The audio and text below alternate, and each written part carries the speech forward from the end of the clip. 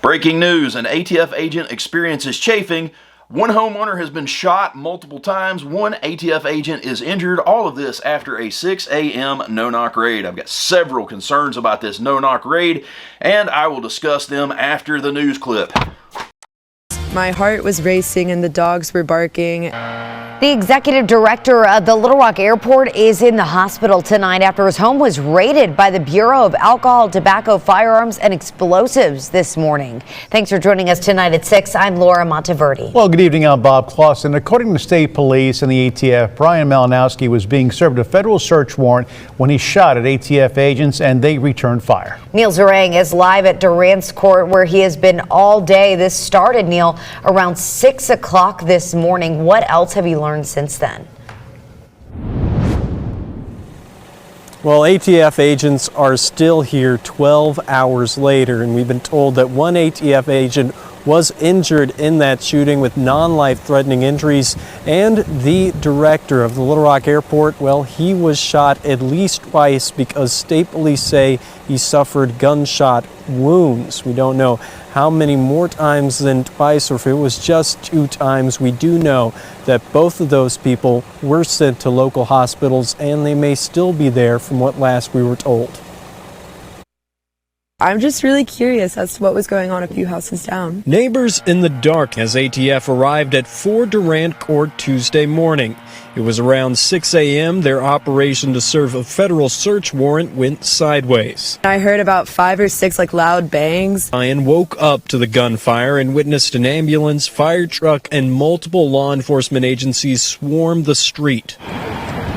Even with an explanation given by authorities that homeowner and Clinton National Airport Executive Director Brian Malinowski shot toward ATF agents first and they returned fire, injuring both sides, she has questions. I talked to other neighbors and all of us are just kind of confused. An investigation is ongoing into whether the use of deadly force was justified. Our station contacted the U.S. Attorney's Office for the Eastern District of Arkansas to try and obtain a copy of the warrant to learn what it was for, but we were told we could not see it. Little Rock Fire Department just left the scene. We saw them approaching the home with circular saws, jaws of life, crowbars, and other things that they use to cut metal. And we asked the fire department what it is that they were cutting. They didn't tell us, but over the past couple hours, neighbors and us, we've been able to sort of peer through the little police vehicles that we have been. We saw some loose guns as well as multiple totes going into a trailer. So that's what we know right now from the scene. But of course, as we learn more, we'll be updating you on air and online at krk.com. Reporting live in Little Rock, Neil Zarang. Back to you in studio. So now I have several concerns about this. This is the second raid that we've heard of in as many as 12 days. March 8th, Twin Bros LLC was raided by the ATF and they rolled in 10 deep at 6 a.m. It sounds a little bit familiar. But now, what happened, this homeowner, he probably did not know who was coming through his door, and I can absolutely relate because last night I had wonderful sleep, and no, I didn't sleep at a Holiday Inn Express. I slept in my house. So now my buddy is a third shifter. He had sent me this little news story and linked it to me in a message. And so a little bit after 6 a.m., when I woke up, I was still in a little bit of a groggy. I was in a haze from having such good sleep. That sleep just would not go away. So I'm sitting here reading this. I'm having to, kind of squint my eyes and I'm watching and things are a little blurry because I hadn't quite woke up yet. So had that been me, if someone had come through my door, say the ATF doing a no-knock raid at 6 a.m., I still would have been in this kind of a state, right? Like I wouldn't be thinking rationally. I wouldn't be seeing things clearly.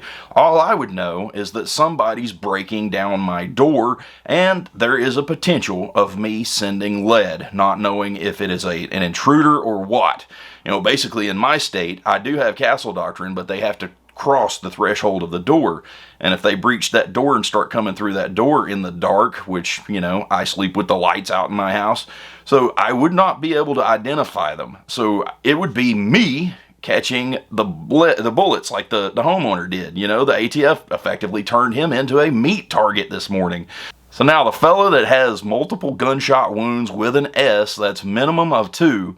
The fella that has gunshot wounds with an S is an airport executive, and he's been in that business for 30 years. Now, some people have positions in business and they really do not need to be there, but I'm not going to assume that this guy is one of those. I'm going to say that this guy, with him being in the airport business for 30 years, you could probably communicate with him. He's probably able to make words and hear words and communicate. So instead of the ATF going and beating on his door at 6 a.m., why in the world didn't they just go catch him at work during the middle of the day? You know, do it nice and politely. Be like, hello, sir. We're outside. We have a warrant to search your home. We'd like for you to come with us. Then, simply enough, he wouldn't have opportunity to get rid of anything. They could walk him into the house. Hey, we're here to find this. Can you show us this? So rather than ruining his safe and putting bullet holes in his walls, the lady that was out on the street said she heard 5 or 6 rounds. So if those bullets that hit him didn't stop in him or the agent that got hit, now he has bullet holes in his house. He's had people raffling through his stuff. He's had firefighters in there ruining his safe. It's stated that, you know, the firefighters had shown up with the jaws of life and a big, what was that name of that bar? A Hanlon bar or something like that. I'm not sure. I'm not familiar. But rather than cutting his safe up and messing his junk up and scratching his guns, they probably could have gone about this a whole different way. This airport executive, he probably would prefer not to be laying in the hospital in pain right now. He probably would have preferred the communicate with me way. He looks like a fella that you might be able to communicate a little bit with. So how about you? Think about it. Set your alarm clock for 6 a.m. and wake up. And think, can I actually jump up, spin on my heels, identify what this intruder is, whether it's a crackhead or the intruder in this case is an ATF.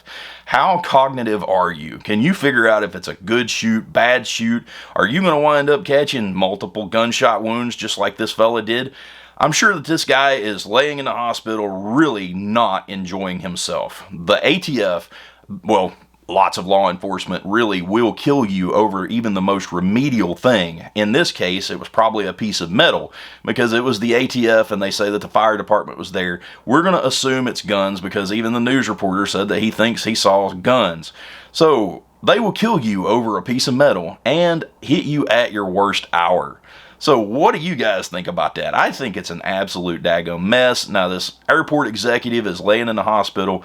He's probably risking his livelihood right now because, you know, quite frankly, just for public face, a lot of those officials, once you're stained, so to speak, those officials will kind of have to back off and lose their job or get moved off somewhere else or something to that effect. So this fella's livelihood is now affected over a piece of metal.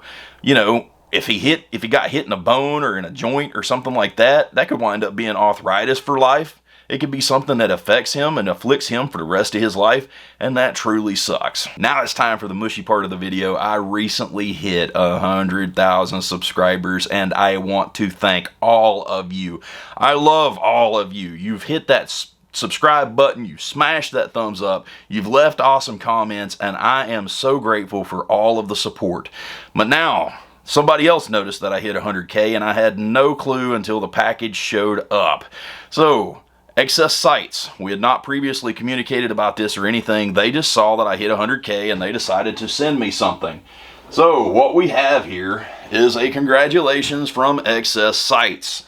Now that is a really nice plexiglass or mylar. I'm not really sure what the material is, but it's very nicely machined. It snapped together really nicely. But what they did was they took one of their Excess Sites Marlin lever rails. This is what would go on my Space Cowboy 336. And they have customized this to say Pat RMG 100K. And then they even engraved a little me. So this is actually a screen grab from a video, and it's me holding a suppressed lever gun. And then the cool thing about it too, I don't know if this one's going to show up yet or not. I don't know how good that'll show. Focus. But you can see right there, they engraved another little me holding a suppressed lever gun on the front sight. So that is really cool. Huge thanks to Excess Sites for sending that out. It's just too cool not to include in a video. And then make sure you go check out Pulse Fire for the underbarrel flamethrower. This thing is an absolute ton of fun. ACC20 saves you 20% on accessories when you purchase a flamethrower at the same time. Y'all have a wonderful day. We'll see you next video. I love you.